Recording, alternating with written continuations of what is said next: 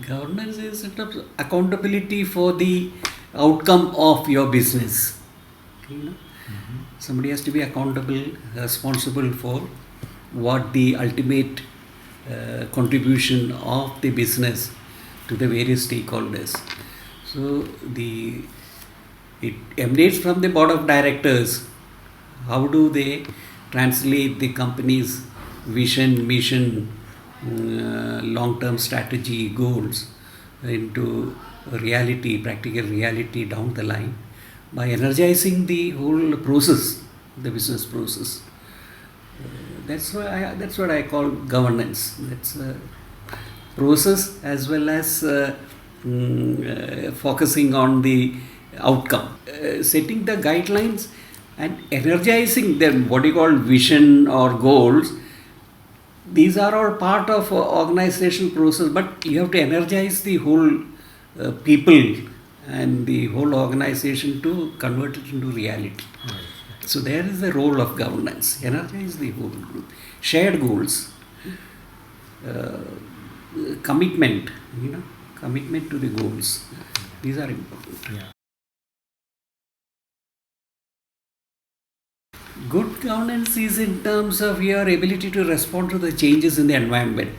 How good your organization is flexible in terms of adapting to the changing scenario, changing business scenario, changing technology, changing consumer behavior, changing employee attitude, everything. If you are able to harness all these things and respond to the situation and ensure sustainability of your business and longevity of your business, your governance is good.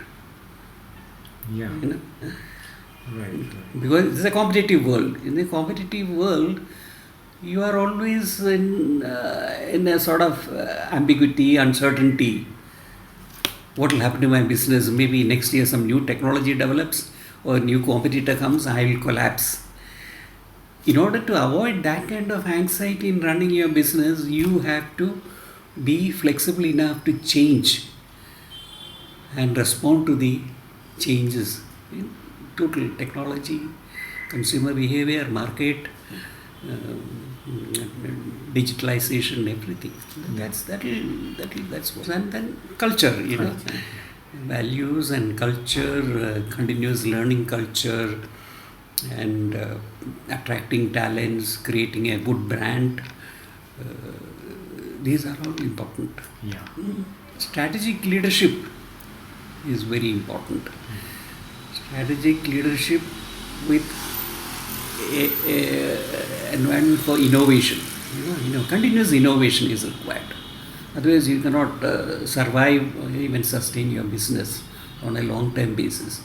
So how do you cultivate that culture of innovation, continuous learning, and ensure that the people are talented, talent is retained, and your competency to meet the challenges ahead is enhanced by ensuring that you are able to adapt to the environment. There's a learning, continuous learning. So, and then you have to focus not only on profit but then all the stakeholders. Your consumers, your customers, you have to be continuously in touch with the customers, understand their needs, and now the concept is co-creators. You don't develop a product and try to sell it, but what your customer needs are. You understand the customer needs because customers provide the fillip to the business. So be co-creator of the products and services. How do you achieve that? So you have to harness all technology, all I would say you should have a global mindset in terms of your product, your process, your market, your supply chain, and your people. Your global mindset, you would then formulate your policies and guidelines in accordance with the business growth, the required business growth to sustain your business. What is important to sustain your business? How do you ensure longevity? All those old companies which were there for years collapsed. And the new companies like Apple, Amazon, and this one, Microsoft, all have come up in the last 20 to 50 years. Otherwise, people, companies like Kodak and other companies which are there for hundreds of years collapsed. So now you have to meet the consumer needs. Bad governance is in terms of, knee-jerk reaction, short-term, solution to problems, and lack of vision. I think lack of, long-term strategy. Lack of long-term strategy is, when you do your business planning, you scan the environment. While scanning the environment, you have to be very realistic and project to the future. So that requires a lot of commitment from the top management. That is the board of directors. So are they focusing on these aspects? Where is our market? Where is our supply chain? Where is our consumer? What are their needs? What kind of values? What kind of culture we need to have to achieve our goals? And what kind of commitment we need from the whole group? How do we have a shared goals with all the stakeholders of the company? So the goals have to be in response to the whole community, the society, all the stakeholders, so that the community which you are serving, or what I'll call it, it's a trusteeship concept. Gandhi's trusteeship. You are creator of wealth, at the same time you are the protector of the wealth also. So now you have sustainable goals and all that. You have to be part of that also. You have to ensure that the community around you and the future generation also benefit from your business process. As I said, the long-term strategies and shared goals, and ensuring that the board of the company continuously monitor these processes. Are the values getting imbibed? Is there any deviation from the values in terms of the decisions that people don't do? When the business is large, you have to delegate responsibility. There will be authority manuals and all that. But then each level of authority, when they take a decision, do they follow it? Is it value based? It is based on our belief. Mm-hmm. Is it a decision right? It may be. Is it something that gives you a profit on a short-term basis, but then damage your reputation and goodwill? Mm-hmm.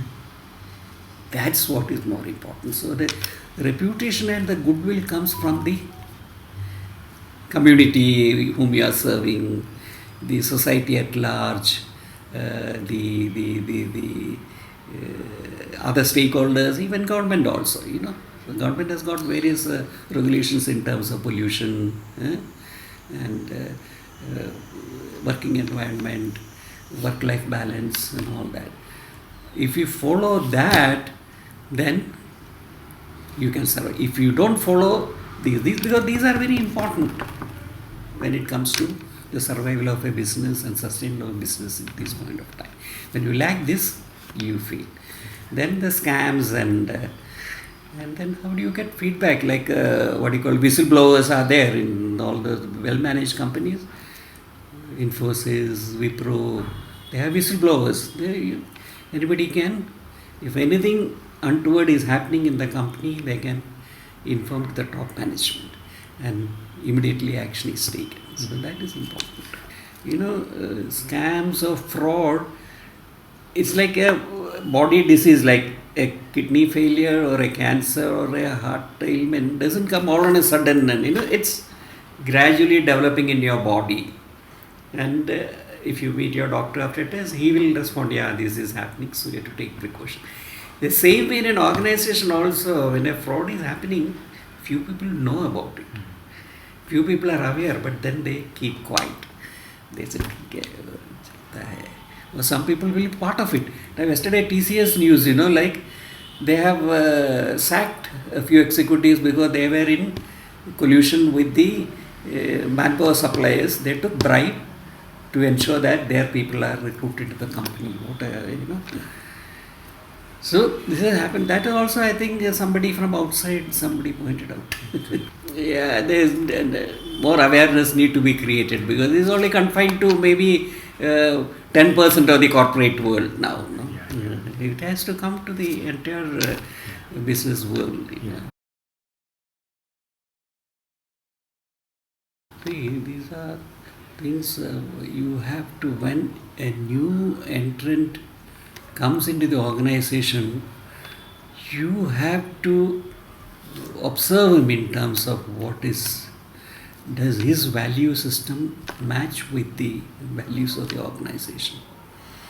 His beliefs, his aspiration, does it match with what the organization provides?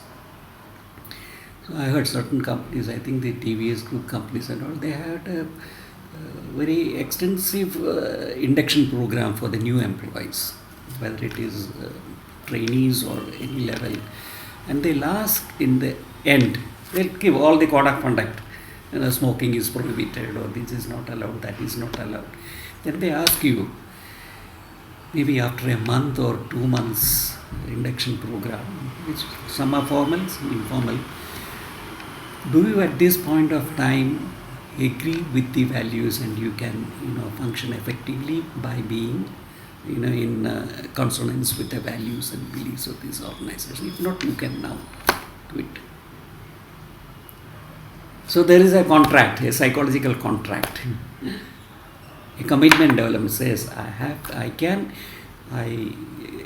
agree with these values, the code of conduct of this organization in terms of the operational efficiency. And if I've seen also when in Anand Group itself there was a couple of chain smokers. The CEO never liked him. Well, then they had to leave some or the other. Every one of them go out and smoke. Some or other. He never liked it. It's not part of the culture of the organization. So a simple thing like that. So there are many like that. Mm-hmm. How do you deal with these days? Sexual harassment is a big issue. Like you have to assess people's inclinations, and you have to stop everything at the right place.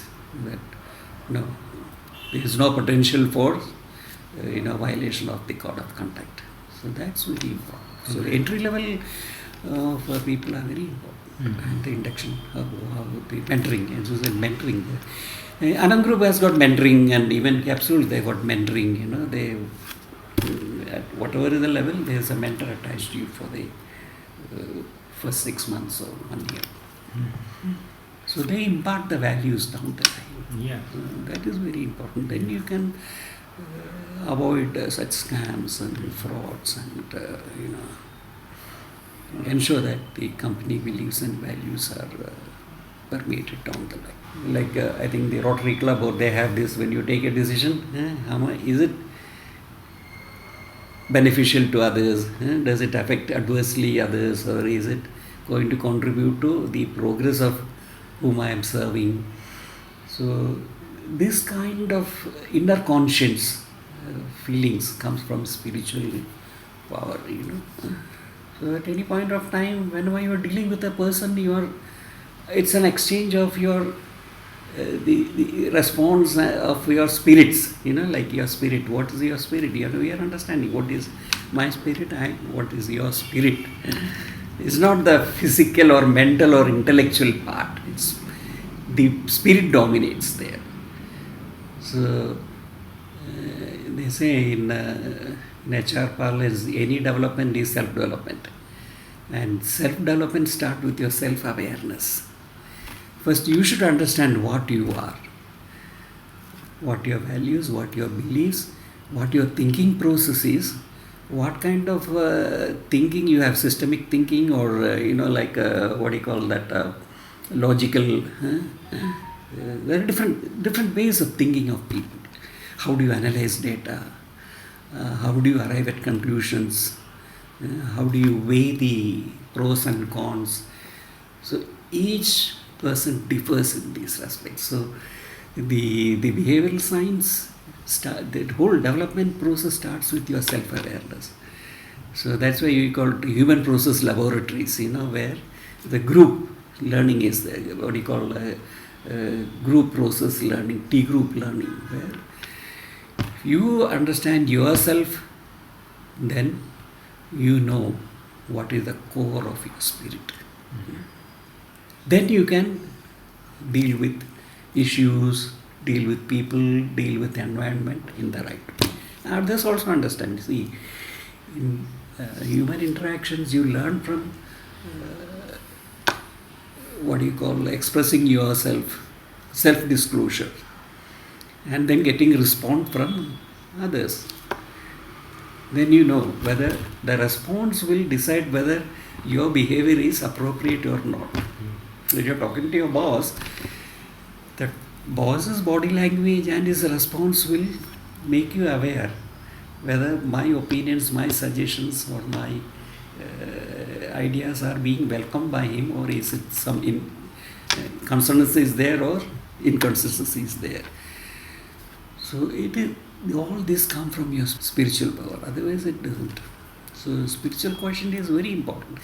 Emotional quotient and spiritual quotient, both are equally important in your effectiveness as a corporate person, whether it is at the board level or even at the lower level also. That's what I believe.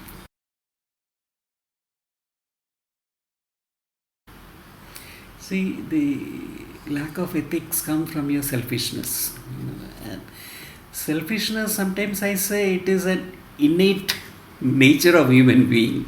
So what you need to have is a lot of self-control in terms of who am I, what am I, where am I, what am I expected to do. There I should have the self-control to set aside my selfishness and work for a common cause. Then ethical behavior comes. You are working for a common cause. You are sharing your the results of your work, the outcome of your work with various stakeholders. It has a bearing on others. If that feeling comes, then the ethics dominates. Says, I should not do this. I should not say this. Or I should do this way. I should avoid doing this. So ethics is in terms of your behavior in response to what your role is. Role clarity is very important. See, ethics is again, what is an ethical behavior in India or even within certain states, within certain community, or what is in the Western world differs. That is, but then understanding of the broad environment in which you are working and your role in that.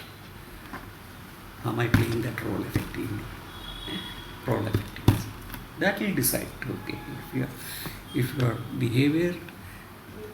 behaving ethically, yes, my role is effective. That should be the criteria. Criteria should be. See, corporate governance is part of the total environment also. Whether it is we are all influenced by leaders, whether it is religious leaders or political leaders, bureaucracy. So that leadership has to be inconsistent with what the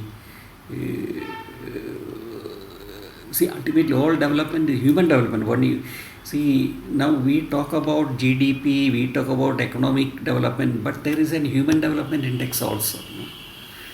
that human development index, health or longevity or education, if that is the sustainable goals for all leadership, political, religious or bureaucratic, from local level, panchayat level to municipal to state to national level, then that will encompass the whole, environment, business environment. So it's a collective effort. It has to be a collective effort, shared goals, and energizing the whole system. If part of it is deviated from the main focus, then things are lost. That's what's happening now in most of the cases. It may appear like an utopian idea, but then take states like Singapore and all that, how they have achieved that. Singapore or Japan, they have that focus, yes. We need to be a developed economy in terms of welfare for the people at all levels.